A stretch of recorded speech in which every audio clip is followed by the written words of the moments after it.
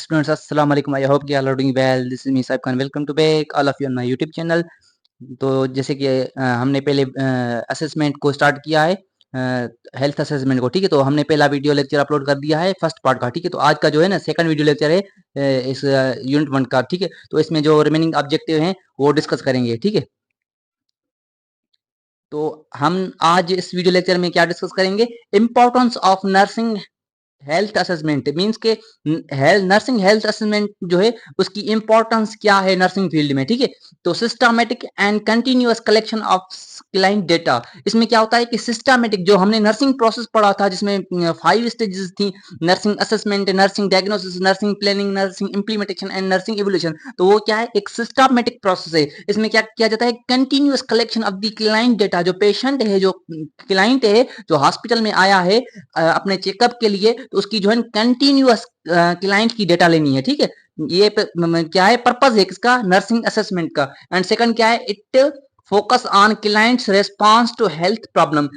वो जो है ना उसका जो फोकस होना चाहिए वो क्लाइंट के, जो क्लाइंट का रेस्पॉन्स है अबाउट दी हेल्थ प्रॉब्लम, के किस पेशेंट किस प्रॉब्लम से आया था, अब उसकी हेल्थ में क्या क्या इंप्रूवमेंट आया है, ठीक है। देन थर्ड में क्या है, the nurse carefully examine the clients body part two determine any abnormalities. Nurse का काम क्या है कि केयरफुली एग्जामाइन करे, फिजिकल एग्जामाइन करे क्लाइंट्स की बॉडी को, उस जो पेशेंट है उसकी सारी बॉडी को असेस करे, हेड टू असेस करे, ताकि जो है उसके कौन से पार्ट में एबनॉर्मलिटीज है, कहाँ पे एबनॉर्मलिटीज है, ठीक है। तो ये सारा काम किसका है, नर्स का है, ठीक है। फोर्थ में क्या है, the nurse relies on data from the different sources when which can indicate significant clinical problems, ठीक है। तो नर्स रिलाई करती है data from the different source, उसकी फैमिली है, ठीक है, यहाँ लेबोरेटरिकल टेस्ट वगैरह जो होती हैं, यहाँ पेशेंट से प्राइमरी सोर्स होता है, सेकेंडरी सोर्स होता है। तो मीन्स के नर्स जो है ना डिफरेंट जो है ना सोर्स से डेटा कलेक्ट करे ताकि पेशेंट को क्या है, ठीक है। एंड 5 में क्या है, provide a base line use to plan the clients care. अब उस डेटा के बेस पे क्या है, नर्स को केयर प्लान बनाना है, ठीक है। एनसीपी जिसको नर्सिंग केयर प्लान कहते हैं, वो किस बेस पे होगा, जो पेशेंट की असेस की है नर्स ने। Assessment is the first step of nursing process, ठीक है। तो नर्सिंग प्रोसेस का जो फर्स्ट स्टेप है वो क्या है, नर्सिंग असेसमेंट। अब असेसमेंट के बेस पे नर्स क्या करेगी, एनसीपी बनाएगी, नर्सिंग केयर प्लान, ठीक है। एंड 6 में क्या है, help the nurse to diagnose clients problem and intervention, ठीक है। तो वो क्या करेगी, जो बेसलाइन डेटा है वो हेल्प करेगी, डायग्नोस मींस के नर्सिंग डायग्नोस में हेल्प करेगी। अगर आपकी जो है ना असेसमेंट अच्छी है, एक्यूरेट है, प्रॉपर है, तो नर्सिंग डायग्नोसिस अच्छी बनेगी, ठीक है। एंड अगर नर्सिंग डायग्नोसिस अच्छी बन गई तो क्लाइंट्स प्रॉब्लम जो होगा वो जो है हैंडल हो जाएगा, और उसकी नर्सिंग इंटरवेंशन मींस की नर्सिंग केयर प्रॉपर हो जाएगी उस पेशेंट की, ठीक है। देन 7 में क्या है, complete health assessments involves more detailed review of clients condition, ठीक है। तो इसमें क्या है कि कंप्लीट हेल्थ असेसमेंट करनी है, हेड टू टो, जैसे कि मैंने ऑलरेडी बताया है कि जो असेसमेंट होती है वो हेड टू टो होती है, ठीक है, जिसमें इन्वॉल्व होते हैं मोर detailed review of clients condition. उसमें जो भी क्लाइंट्स की कंडीशन है उसको रिव्यू किया जाता है डिटेल में। Health assessment influence the choice of therapies and clients response, ठीक है। तो हेल्थ असेसमेंट जो है वो इन्फ्लुएंस करती है किसकी चॉइस पे, जो थेरेपीज है या उसकी जो क्लाइंट्स का रेस्पॉन्स है, तो उस पर डिपेंड करती है, ठीक है। तो ये क्या है, 8 पॉइंट्स हमने डिस्कस की, जो कि importance nursing health assessment means के नर्सिंग हेल्थ की जो इंपॉर्टेंस है नर्सिंग प्रोसेस में, तो वो हमने डिटेल में डिस्कस की, ठीक है। उसके बाद असेसमेंट प्रोसेस, ठीक है। तो असेसमेंट प्रोसेस है किसका, नर्सिंग प्रोसेस का फर्स्ट स्टेप है, ठीक है, जो कि हमने पिछले वीडियो में डिस्कस किया है। तो असेसमेंट के कौन से कंपोनेंट है, there are the 4 major components of the assessments. ऐसे सिंपली कह सकते हैं कि 4 मेथड्स हैं जिनकी वजह से हम पेशेंट से असेस कर सकते हैं, प्रॉपर अपनी असेसमेंट स्ट्रॉन्ग बना सकते हैं with the help of 4 major methods which are help to assess the patient, ठीक है। कौन से, पहला है कलेक्ट डेटा, ठीक है, सेकंड है ऑर्गेनाइज डेटा, एंड थर्ड है वैलिडेट डेटा, एंड फोर्थ है डॉक्यूमेंटिंग डेटा, ठीक है। These are the 4 major methods, ठीक है। तो हम वन बाय वन करके इसको डिस्कस करते हैं, ठीक है। Collection data, collection of data, ठीक है। तो इसमें क्या होता है, जो डेटा होती है उसको कलेक्ट किया जाता है। Gathering of information about the clients, client की जो है उसके बारे में गैदरिंग, कलेक्शन ऑफ डेटा क्या है, gathering of information about the client, अपने पेशेंट के बारे में नॉलेज, जो उसकी बेसलाइन डेटा है, बायो डेटा है, बायोग्राफी है, वो सारी कलेक्ट करना, उसको क्या कहते हैं, कलेक्शन ऑफ डेटा, ठीक है। Includes physical, psychological, emotional, emotion and psycho cultural, spiritual factors that my affects clients health status, ठीक है। तो ये क्या है, ये हम कलेक्शन ऑफ डेटा, जो गैदरिंग ऑफ इंफॉर्मेशन है, वो कैसे कलेक्ट कर सकते हैं, with the help of physical, means के उसको, उसकी फिजिकल एग्जामिनेशन करेंगे, साइकोलॉजिकल उसको देखेंगे, उसकी इमोशन को देखेंगे, उसकी psycho, socio cultural, spiritual factors that my effect clients health status, ये सारे फैक्टर्स हैं जो कि क्लाइंट की, पेशेंट की हेल्थ पे इफेक्ट करते हैं, ठीक है। Then includes past health history of the clients, उससे जो है ना देखेंगे कि भाई पेशेंट जो आया है इसकी पास्ट हिस्ट्री क्या है, इसकी कोई सर्जरी हुई है, या इसको जेनेटिकली डिसऑर्डर है, या इसकी जो है ना कौन सी इसके पास्ट में इसको डिजीज थी, इस वजह से इसकी ये कंडीशन हो गई है, ठीक है। तो वो हम पास्ट हिस्ट्री भी पेशेंट की देखेंगे, ठीक है। उसके बाद एलर्जीज हैं या पास्ट सर्जरी सर्जरी वगैरह, क्रोनिक डिजीज है, ठीक है। इंक्लूड्स करंट, अब पास्ट भी हमने देख ली, अब करंट देखेंगे कि present at the time of admission, जब पेशेंट एडमिशन हो रहा है हॉस्पिटल में, उस टाइम जो पेशेंट जिस सिचुएशन से आया है, जिस कंडीशन से आया है, जिस डिजीज से आया है, at the time of admission वो असेस करेंगे, देखेंगे करंट उसकी हिस्ट्री क्या है। Present problem of client means के एक्चुअल प्रॉब्लम क्या है पेशेंट का, ठीक है। ठीक है, देखेंगे कि एक्चुअल प्रॉब्लम क्या है, पेन है, नोजिया है, स्लीप पैटर्न डिस्टर्ब है, या रिलीजियस प्रैक्टिस है, मेडिकेशन और treatment the client is taking now, ठीक है। तो अब इस पेशेंट को कौन सी मेडिकेशन देनी चाहिए, कौन सी ट्रीटमेंट करनी चाहिए, कौन सी नर्सिंग इंटरवेंशन करनी चाहिए, तो ये क्या है, ये करंट और present problem of the client, ठीक है। ये क्या है, collection of data. Once again मैं इसको रिपीट करता हूं, कलेक्शन ऑफ डेटा क्या है, gathering of information about the client, जब हम क्लाइंट के बारे में इंफॉर्मेशन गैदर करते हैं उसको क्या कहते हैं, कलेक्शन ऑफ डेटा, ठीक है। उसके बाद टाइप ऑफ डेटा, ठीक है। वन परफॉर्मिंग असेसमेंट, जब हम नर्स असेस करता है पेशेंट को, the nurse gathers subjective and objective data. अब जब पेशेंट को असेस करता है नर्स, वहां उस पे जो है ना टू टाइप ऑफ जो है ना डेटा के होते हैं, कि कौन सी, एक होती है सब्जेक्टिव, दूसरी होती है ऑब्जेक्टिव। अब सब्जेक्टिव जो डेटा होती है वो पेशेंट खुद बताता है कि भाई मुझे पेन है, मुझे हेडेक है, मुझे एब्डोमिनल पेन है, मुझे नोजिया है, वॉमिटिंग है, भूख नहीं लग रही, रात को नींद नहीं आ रही, ठीक है। तो ये क्या है, ये सब्जेक्टिव डेटा है जो पेशेंट खुद आके बताए। अब दूसरी होती है ऑब्जेक्टिव डेटा। ऑब्जेक्टिव डेटा जो वो होती है, जो नर्स या डॉक्टर खुद ऑब्जर्व करे, पेशेंट की कंडीशन को देख के ऑब्जर्व करे, जैसे कि वाइटल्स मॉनिटर करे, ठीक है, या इनपुट एंड आउटपुट चार्ट देखे, या लेबोरेटरिकल जो भी टेस्ट वगैरह हैं वो देखता है, तो वो क्या होती है, वो ऑब्जेक्टिव डेटा होती है, ठीक है। सब्जेक्टिव डेटा क्या है, सेप्टम्स और कोवर्ट डेटा। सब्जेक्टिव डेटा को हम सेप्टम्स भी कहते हैं या कोवर्ट डेटा भी कहते हैं, ये सब सेम बात है। Symptoms are subjective data and subjective are also known as a covert data, ठीक है। Subjective data are the verbal statement provided by the patient, ये क्या है, ये वर्बल स्टेटमेंट है कि पेशेंट खुद आके डॉक्टर को, नर्स को बताता है मुझे ये मसला है, ठीक है। Statement about nausea and depressions of the pain and fatigue are example of the subjective data, जो जो मैंने पहले ही बता के रखा है कि nausea, vomiting, diarrhoea, constipation, abdominal pain, headache वगैरह, तो ये क्या है, ये सब्जेक्टिव डेटा के एग्जांपल्स हैं जो कि पेशेंट खुद आके बताता है। ये क्या है, ये वर्बल स्टेटमेंट है, पेशेंट खुद कांटेक्ट करता है, बात करता है, कम्युनिकेट करता है, किससे, नर्स से या डॉक्टर से, बताता है कि मुझे ये जो है ना कंडीशंस हो रही हैं, मुझे ये डिफिकल्टीज है, उसको क्या कहते हैं, सब्जेक्टिव डेटा, ठीक है। उसके बाद सेकंड जो है ना टाइप है डेटा का, ऑब्जेक्टिव डेटा। तो objective data are sign are overt, ठीक है, जैसे कि वो सेप्टम्स था, तो ये साइंस होती है, कौन सी, objective data. Are detectable by observer और कैन बी measured और tested against in accepted standard, ठीक है। तो ये वो डेटा होती है जो कि ऑब्जर्व करते हैं हम, नर्स डॉक्टर ऑब्जर्व करता है, वाइटल्स जो भी होते हैं, बीपी हो गया, टेम्परेचर हो गया, पल्स हो गया, ऑक्सीजन सेचुरेशन हो गई, ये मेजर करता है, तो नॉर्मल रेंज है या एबनॉर्मल रेंज है, तो ये क्या है, ये ऑब्जेक्टिव डेटा है, ठीक है। They can be seen, heard, felt, smelled and they are obtain by the observation और फिजिकल एग्जामिनेशन। इसको हम ऑब्जर्व भी कर सकते हैं या फिजिकल एग्जामिनेशन मींस के फिजिकली हम देख सकते हैं कि भाई पल्पेशन है या जो अक्लेशन होती है तो वो भी हम कर सकते हैं, ठीक है। जैसे कि एग्जांपल क्या है, discoloration of the skin, skin का कलर देख सकते हैं कि भाई स्किन का कलर जो है डिस्कलरेशन मीन चेंज हो गया है।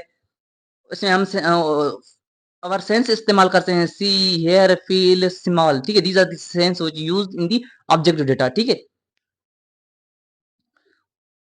उसके बाद है डेटा कलेक्शन मेथड्स, ठीक है। तो ऑब्जर्विंग, तो observer gather data by the using the sense, ठीक है। तो जैसे कि सेंस है, see, hear, smell, feel and taste, ये सेंस है। हम इसको यूज करके हम ऑब्जर्व करते हैं, डेटा को कलेक्ट करते हैं। इंटरव्यू मीन्स के बातचीत करना। Interview is plain communication. Interview क्या होती है, एक प्लेन कम्युनिकेशन होती है। एक नर्स होता है तो वो उसको पता होता है कि जब मैं पेशेंट से बात कर रहा हूँ तो मुझे किस टोन में, किस टॉपिक पे बात करनी चाहिए, मुझे पर्सनल बात करनी चाहिए या ऑन द टॉपिक बात करनी चाहिए, मुझे जो पेशेंट को मसला है, जो प्रॉब्लम है, जो डिजीज है, उसके बारे में बात करना चाहिए। मीन्स कि ये प्लेन कम्युनिकेशन होती है इंटरव्यू, ठीक है। और conversation with in purpose means के पर्पज लेस नहीं होती, पर्पज वाली कम्युनिकेशन होती है। कौन सी, इंटरव्यू, जब इंटरव्यू होता है, ठीक है। Examining performance of the physical examination. The physical examination is often guided by the data provided by the patient. A head-to-toe approach is frequently used to provide a systematic approach that help to avoid omitting important data, ठीक है। तो examining क्या होती है, जैसे कि physical examination मैंने आपको ऑलरेडी बता के रखा है कि हेड टू टू असेस करते हैं, ठीक है। इसमें eyes, hairs, face, nose and जो भी बॉडी ऑर्गन्स है वो असेस करते हैं फिजिकली, ठीक है। उसके बाद सेकंड जो है ना मेथड है किसका, असेसमेंट का, ऑर्गेनाइजिंग डेटा। डेटा को कैसे ऑर्गेनाइज करते हैं, मीन्स के तरतीब में, ऑर्डर में लेना है, ठीक है। मीन्स के कौन सी चीज पहले लिखनी है डॉक्यूमेंट में, उसके बाद कौन सी लिखनी है, तो उसको क्या कहते हैं, organising data. The nurse use a written और computerise format that organise the assessment data systematically. Means के जब नर्स वो रफली डेटा लेती है तो फिर उसको क्या करती है, ऑर्गेनाइज करती है। वो रिटन में लिखती है अपने डॉक्यूमेंट में या कंप्यूटराइज उसको करती है, ठीक है। फॉर्म कंप्यूटराइज्ड फॉर्मेट बनाती है that organise the assessment data systematically, system के हिसाब से सिस्टमेटिकली कौन सी चीज मुझे टॉप पे लिखनी है, मिड में कौन सी लिखनी है, बॉटम में कौन सी लिखनी है। मीन्स कि वो अपना डॉक्यूमेंट प्रॉपर बनाती है जो कि स्टैंडर्ड डॉक्यूमेंट होता है, ठीक है। The format may be modified according to the clients physical status, ठीक है। वो जो फॉर्मेट होता है वो मॉडिफाई करता है किसको, क्लाइंट्स के फिजिकल स्टेटस को, ठीक है। अब क्या है, organising data leads to accurate nursing care, ठीक है। तो जो ऑर्गेनाइज डेटा होती है ना वो लीड करती है किसको, एक्यूरेट नर्सिंग इंटरवेंशन को, नर्सिंग केयर को, ठीक है। उसके बाद वैलिडेटिंग डेटा, जो डेटा हमने ली, ठीक है, वो सब्जेक्टिव डेटा, ऑब्जेक्टिव डेटा, ठीक है। उसके बाद हमने उसको ऑर्गेनाइज किया एक सिस्टमेटिकली, जो है ना उसको हमने ऑर्गेनाइज किया। उसके बाद वैलिडेटिंग डेटा मींस कि हम उसको चेक करेंगे पेशेंट से, वो जो हमने डेटा ली थी वो फिर रीचेक करेंगे। मींस के डबल चेकिंग होती है वैलिडेटिंग मींस के हमने कोई मिस्टेक तो नहीं कर दी, ठीक है।